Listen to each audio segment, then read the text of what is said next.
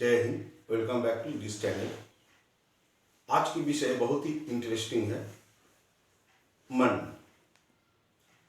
दोस्तों, सबसे पहले समझेंगे इस मन के उम्र क्या है, जो कि बहुत ही रहस्यमयी है। तो सूक्ष्म के तरफ से स्थूल के ऊपर जो यात्रा होती है, यानी सूक्ष्म से स्थूल पे जो यात्रा होता है, ये 8 चरण में बांटा गया है, जिसे अष्टादश प्रकृति कहा जाता है। तो मन, बुद्धि, अहंकार, क्षिति, अव, तेज, मरुत, व्योम।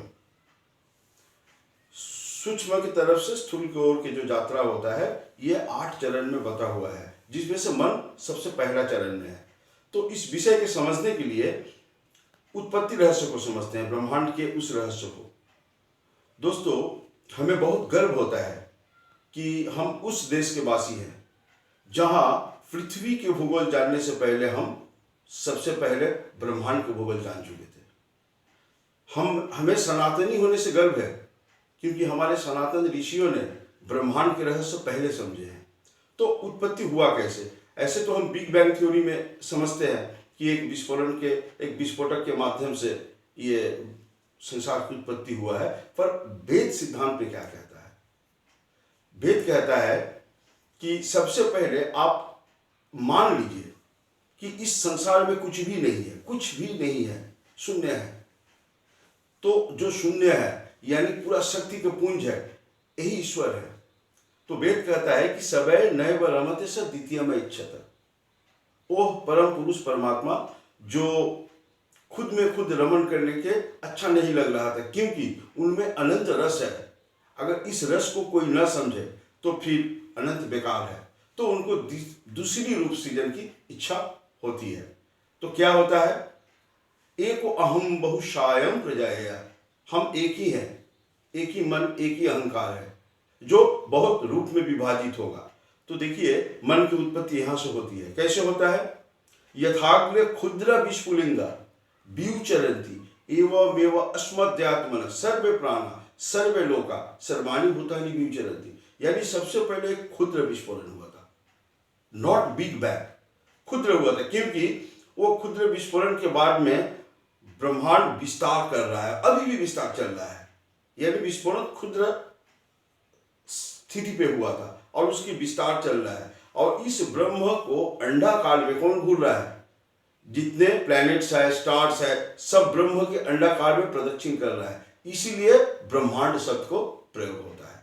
तो मन वहां से उत्पत्ति होता है। यानी हम जो अनंत जन्मों से आ रहे हैं, जन्म जन्मांतर से चले आ रहे हैं, इसके सबसे बड़ी प्रमाण है मन। श्री कृष्ण गीता में एक बात कहते हैं कि जिस तरह वायु गंध के स्थान से गंध को हरण करके एक स्थान से दूसरे स्थान पे ले जाता है, उसी तरह इस शरीर में स्थित इस शरीर के जो स्वामी आत्मा, ये मन सहित उसे हरण करके एक शरीर से फिर दूसरे शरीर में जाते हैं। यानी हमारे जन्मांतर में हमारा मन ही बदलता है। यानी सटल बॉडी जो आत्मा है, आत्मा के साथ जो ग्रेविटी है, वो सटल बॉडी यानी मन, बुद्धि, अहंकार के। तो मन प्राचीन है, जब से सृष्टि हुई, यानी कल आरंभ हुआ है, मन तब से है। इसीलिए मन को प्राचीन कहा जाता है। मन अर्वाचीन भी है। अर्वाचीन का जो अत्याधुनिक, क्योंकि हम इतने समय से अपडेटेड हो रहे हैं, मन अभी भी अपडेटेड हो रहा है। ये हमेशा शिक्षा लेते जा रहा है और ये अनंत है। कितने जन्म ऐसा होगा, ये जब तक न मोक्ष होता है तब तक हमारा ये अनंत जन्म चलते रहेगा। इसीलिए मन अनंत भी है। मन तो जगत है और अनुभूति में मन ही जगत के रस है। मन नहीं तो कुछ भी नहीं। अब इस बात को हम विज्ञान के दृष्टिकोण से समझते हैं, मन की स्थिति को। सबसे पहले मन हम कहते किसे हैं? मन एक फेनोमेना है, मेंटल फेनोमेना है। मस्तिष्क इसका इंस्ट्रूमेंट है, एक ऑफिस घर है जहां एनालिसिस करता है। और बॉडी जो है, मतलब 3 इंग्रेडिएंट से बनता है, एक बॉडी, एक मस्तिष्क और एक होता है हमारा प्राण शक्ति। तो बॉडी को इंस्ट्रूमेंट के हिसाब से मन यूज करता है, और जो हमारा प्राण शक्ति है, ये उसका फ्यूल है। अब जैसे मान लीजिए आपके परसेप्शन, आपकी जो बोध है, ये होता क्या है कि हमारे स्नायु तंत्र के माध्यम से एक सिग्नल मस्तिष्क के पास आता है, फिर मस्तिष्क उस सिग्नल को रिप्लाई करता है। अब ये हमारा इनर शरीर और आउटर शरीर दोनों में, यानी आउटर वर्ल्ड के साथ, फिजिकल वर्ल्ड के साथ भी हम संबंध रखते हैं और आभ्यंतरीण वर्ल्ड के साथ भी हम संबंध रखते हैं। तो मन की प्राचीनता को समझिए। सबसे पहले है कि ये शरीर में कोशीय स्तर से, मॉलिक्यूलर स्तर से, केमिकल स्तर से जितनी प्रक्रिया है, ये सब वो इन्फ्लुएंस ही करता है। तो हमारे शरीर में कब क्या घट रहा है, कब क्या बढ़ रहा है, इसको बैलेंस कौन करता है? वो मन जो हमारे शरीर में प्रवाहित है। अब जिस तरह मान लीजिए किसी तरह बहुत ज्यादा क्राइसिस हुआ तो हम एक सेंसेशन पाते हैं, पेन, तो ये मन ही है। तो शरीर के अंदर में मन जब रहता है तो बहुत प्राचीन है। ये शरीर को बड़ी सुचारू ढंग से परिचालना करता है। ये संसार में सबसे बड़ा डॉक्टर तो ये मन ही है, जो शरीर के अंदर में ये प्राण शक्ति रूप में कार्य कर रहा है। ये वाइटल फोर्स है जो डायनामिक्स है, animates materials of the body and retain all the part of our organism and operates harmoniously unbounded soil. So in this reason gifted mind can freely employed for living instrument and higher purpose of the existence. इसके ऊपर किसी का हस्तक्षेप नहीं है, ये स्वयं के लिए बहुत सुचारू ढंग से करता है। हम डॉक्टर क्या करते हैं, उसको असिस्ट करते हैं। अब आपकी किसी जगह को अगर कट गया तो हीलिंग तो अपने आप होता है, डॉक्टर क्या करता है, बस वहां पर इन्फेक्शन न डेवलप करे। हीलिंग्स के लिए हम बहुत करीब करीब ला देते हैं, जिसे हम सिलाई के माध्यम से बहुत करीब ला देते हैं, जो हीलिंग्स जल्दी हो, तो हम सिर्फ असिस्ट करते हैं। बॉडी तो खुद पे खुद ही हीलिंग्स होता है, खुद के रिपेयर और खुद करता है। ये मन है जो अतीव प्राचीन है, ये कल्प आरंभ से ही सीखते आ रहा है। क्योंकि जब संसार में जीव के अस्तित्व में आया था तो पहले बायोमॉलिक्यूल्स बना था और उसके बाद यूनिसेलुलर यूनिट्स, जीव सबसे पहले एक कोषीय प्राणी रूप में आया था, फिर अभिव्यक्ति विवर्तन के माध्यम से ये बहुकोश में रूपांतर होता है।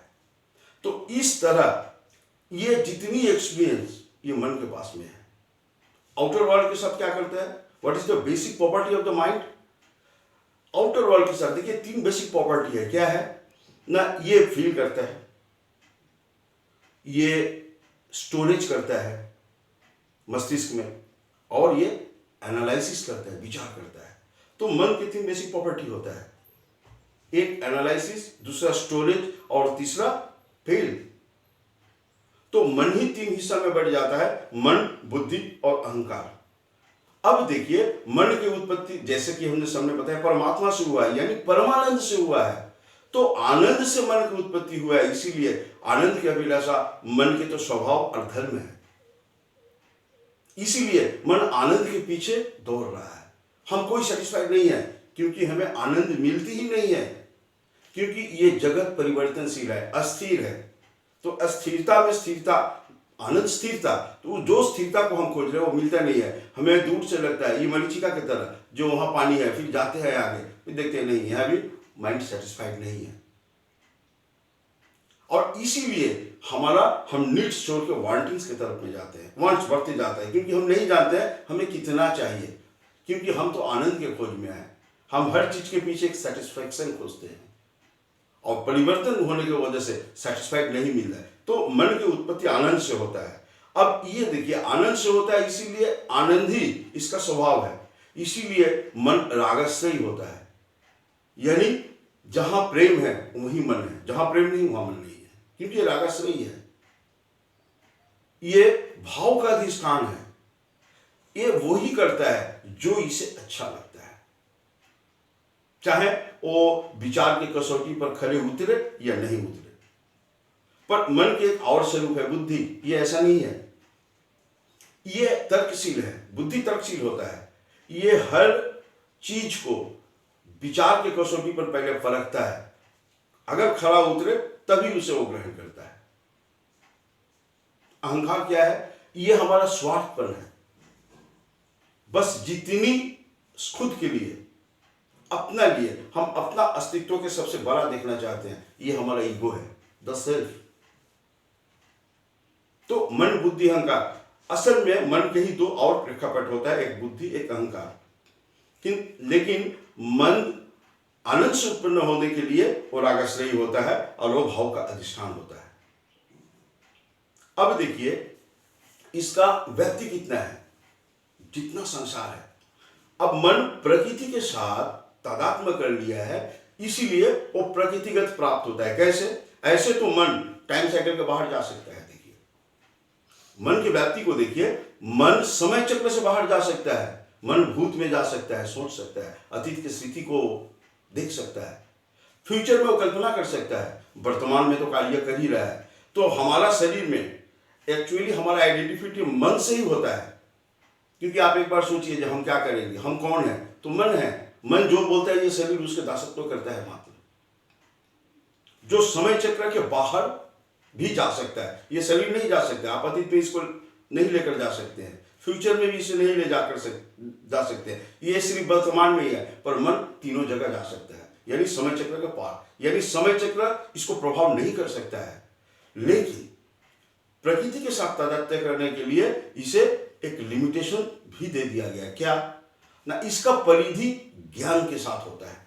इसीलिए हमें पूर्व जन्म को कोई चीज याद नहीं रहता है, क्योंकि हम वर्तमान से जितना दूर तक एक्सपीरियंस को गैदर किए हैं उतना दूर तक ही देख सकते हैं। यानी हमारा ज्ञान का परिधि सीमा रेखा में ही ये जा सकते हैं, उसके बाहर नहीं जा सकते। गति तो इसके गति के समान तो कुछ भी नहीं है। मन की गति सर्वोपरि है, इसके गति के समान कुछ भी नहीं है।